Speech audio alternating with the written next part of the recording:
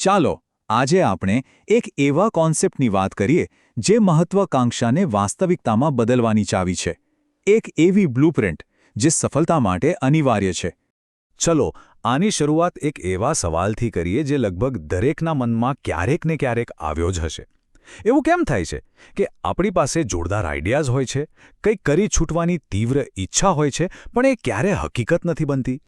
જો કોઈ પણ મોટી સિદ્ધિ હોય એનો પાયો એક જ જગ્યાએ હોય છે, અને એ છે એકદમ તીવ્ર બળવાન ઈચ્છા.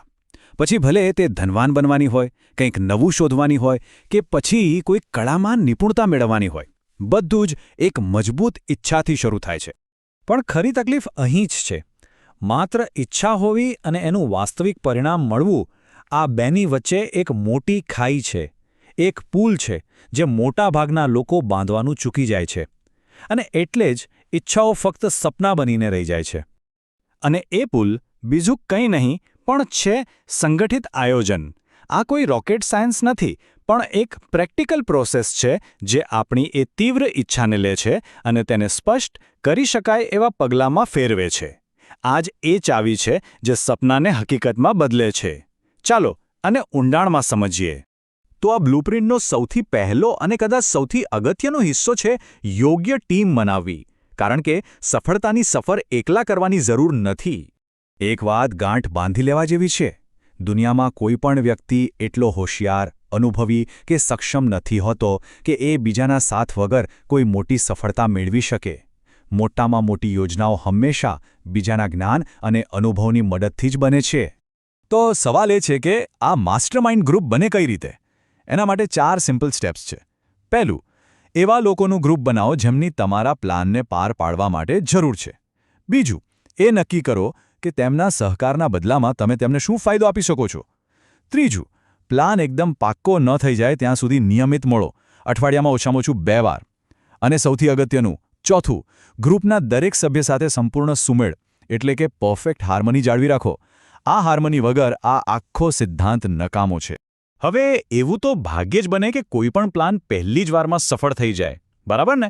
તો જ્યારે પ્લાન નિષ્ફળ જાય ત્યારે શું? અહીં દૃઢતાની શક્તિ કામમાં આવે છે. અહીં જે મુખ્ય વાત સમજવાની છે એ એકદમ સાફ છે. જ્યારે તમારો પ્લાન ફેલ થાય તો એનો અર્થ એ નથી કે લક્ષ્ય છોડી દેવાનું છે. ના, એનો અર્થ એ છે કે પ્લાનમાં કંઈક ગરબડ છે. તો પ્લાન બદલો, નવો બનાવો અને ફરીથી પ્રયત્ન કરો. યાદ રાખો, કામચલાઉ હાર ક્યારેય કાયમી નિષ્ફળતા નથી હોતી. થોમસ એડિસનનું ઉદાહરણ જુઓ. લાઇટ બલ્બ બનાવતા પહેલા એમને કેટલી વાર નિષ્ફળતા મળી? 1, 2, 100 વાર નહીં, પૂરા 10,000 વાર. એ 10,000 કામચલાઉ હાર હતી. પણ એ હાર્યા નહીં, અટક્યા નહીં. આ છે દૃઢતાનું સૌથી મોટું ઉદાહરણ. એડિસનની આ જ કહાણી પછી આ એક વાક્ય બધું જ કહી દે છે. હાર માનનાર ક્યારેય જીતતો નથી અને જીતનાર ક્યારેય હાર માનતો નથી. આ લાઈન બસ મગજમાં ફિટ કરી દેવા જેવી છે. સારું, તો હવે આ જ આયોજનને એકદમ પ્રેક્ટિકલ રીતે જોઈએ, એટલે કે આપણી પોતાની કારકિર્દીમાં. આપણી સૌથી મોટી સંપત્તિ આપણી પોતાની સેવાઓ છે, અને એને અસરકારક રીતે કેવી રીતે વેચવી એ શીખવું જ રહ્યું. આ માટે QQS ફોર્મ્યુલા છે, જે બહુ જ કામની છે. પહેલો Q એટલે ક્વોલિટી, એટલે કે કામની ગુણવત્તા. કામની દરેક નાની નાની વાતને બેસ્ટ રીતે કરવી. બીજો Q એટલે ક્વોન્ટિટી, એટલે કે કામનો જથ્થો. પોતાની પૂરી ક્ષમતાથી હંમેશા વધારેમાં વધારે સેવા આપવાની આદત. અને છેલ્લે S એટલે સ્પિરિટ, એટલે કે એવી ભાવનાથી કામ કરવું જેથી લોકોનો સહયોગ મળે.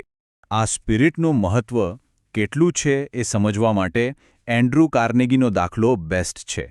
એમનો નિયમ હતો કે કોઈ કર્મચારી ભલે ગમે તેટલું સારું અને ગમે તેટલું વધારે કામ કરતો હોય, પણ જો એ સુમેળની ભાવનાથી કામ ન કરતો હોય તો એને નોકરી પર રાખતા નહીં.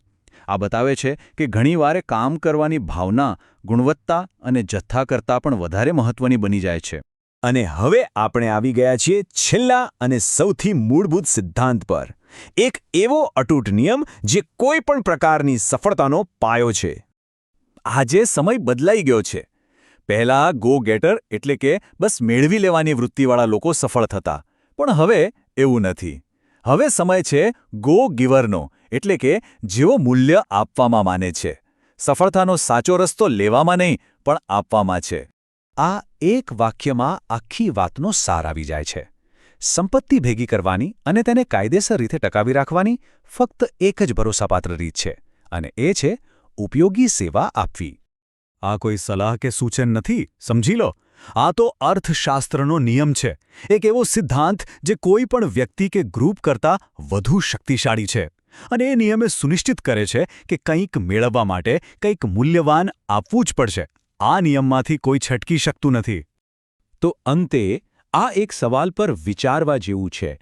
જીવનની એવી કઈ યોજના છે જેને એક નવી, સંગઠિત બ્લૂપ્રિન્ટની જરૂર છે? કારણ કે યાદ રાખજો, એક સાચી યોજના જ ઈચ્છા અને હકીકત વચ્ચેનો મજબૂત પુલ છે.